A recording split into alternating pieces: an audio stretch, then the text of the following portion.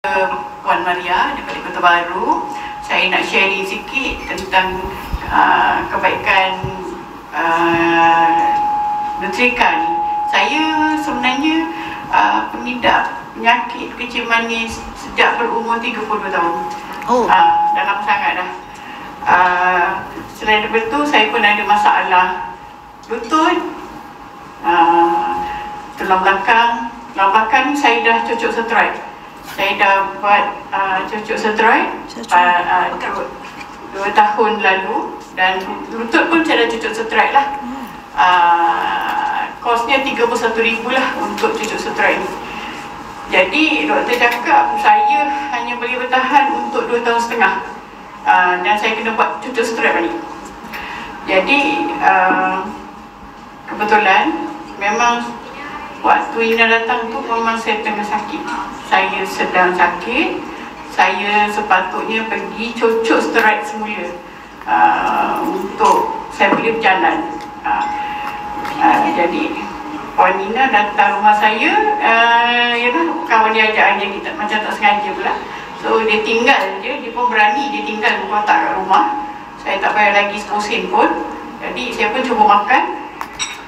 Lepas tu saya pergi klinik untuk dapatkan rawatan. Tapi bila cek, sebab saya ada kencing manis tu tadi, cek darah, cek kencing manis yang biasanya berbelas-belas bacaan tu, 12, 13, 16 macam tu lah. Tapi saya terperanjat.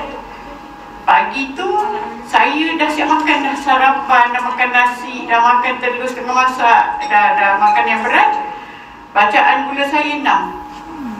Saya terperanjat lah, memang tak pernah terjadi bacaan gula 6. Lepas tu saya punya yang tulang belakang tu, dengan lutut tu saya rasa okey.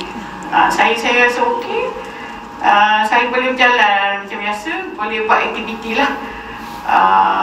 Sebenarnya saya dah banyak bulan tak masuk pejabat. Jadi semalam saya beranikan diri untuk naik tangga tingkat 3. Saya berjaya naik tangga tingkat 3 tu dengan tak ada masalah.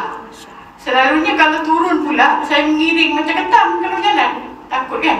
Tapi semalam saya sendiri terperanjat dengan diri saya, bila saya boleh turun boleh je, tak ada pun macam ketam, macam saya muda-muda dulu.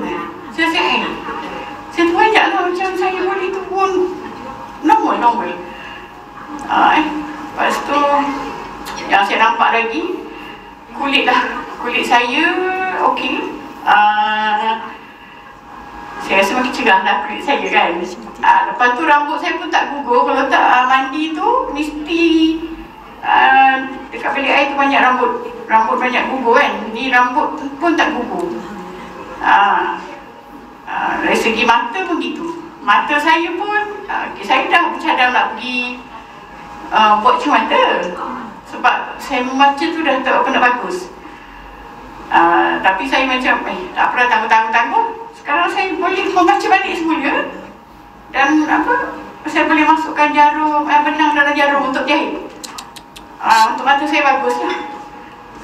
Okay, jadi saya baru makan habis 3 kotak. Sebenarnya belum banyak lagi lah. Tapi yang saya paling suka, masalah kesihatan saya tu okey, settle. Kalau tak, saya perlukan duit rawatan yang banyak.